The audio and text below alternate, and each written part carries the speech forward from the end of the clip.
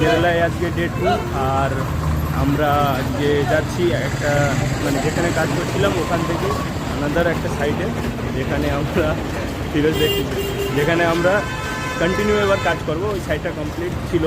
তো এখন আমরা আছি কৈকোট রেলওয়ে স্টেশনে। এখান থেকে আমরা যাব। এখন আমাদের ঠিকাদার আসবে, আসার পরে কথা হবে, তারপরে আমরা বেরাবো। Let's see.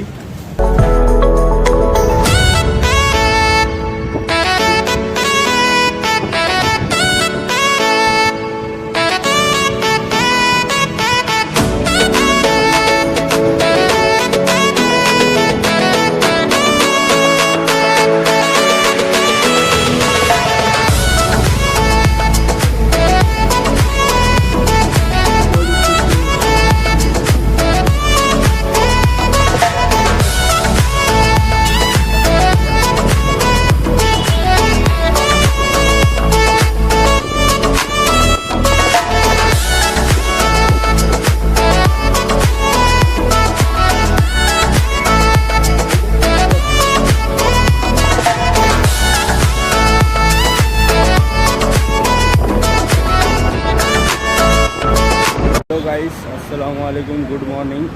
আমি কেরালা থেকে। আর এখন ভারতবর্ষের পরিস্থিতিটা কেমন জানিনি, কিন্তু যাবি হচ্ছে। তোমাদের মতামত কি জানাও।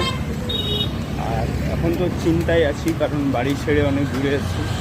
ওইটার চিন্তা নয়, চিন্তা সব কিছু। দোকানে এসেছি। সত্যি যদি যুদ্ধ হয় তাহলে সব থেকে বেশি ক্ষতি হবে কাদের আমি বলে দিচ্ছি। সিভিলিয়ান মানুষ, মানে আম জনতা যাকে বলা হয়, তাদের ক্ষতি হবে। আর যারা যারা এটা করাচ্ছে, ঠিক আছে, তাদের কোনো ক্ষতি হবে না, কারণ তারা সিস্টেম পাওয়ারের মধ্যে আছে। এটা বুঝো। আর যত তাড়াতাড়ি পারো তক্তা পলট করো। এটা পাবলিকের হাতে। পাবলিক যদি না পারে তাহলে আর কিছু করতে পারবে না। সত্যি কথা বলতেছি গাইস। অনেক দিন পর আমি এখন আছি কেরালায়। আর আমি যে পিছনে যে বাস স্ট্যান্ডটা দেখতে পাচ্ছ, এটা কেরালার বাস স্ট্যান্ড। আর রাস্তায় হেঁটে যাচ্ছি। আমি জানিনি এই রাস্তাটা কোন দিকে যাচ্ছে।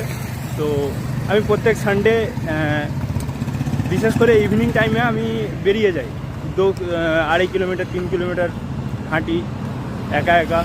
তো নতুন একটা এক্সপিরিয়েন্স কিছু আছে। মসজিদটা দেখো, এটা একটা মসজিদ, যেটা দেখতে খুব সুন্দর লাগতেছে।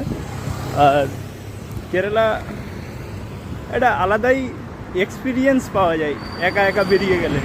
অচেনা জায়গা,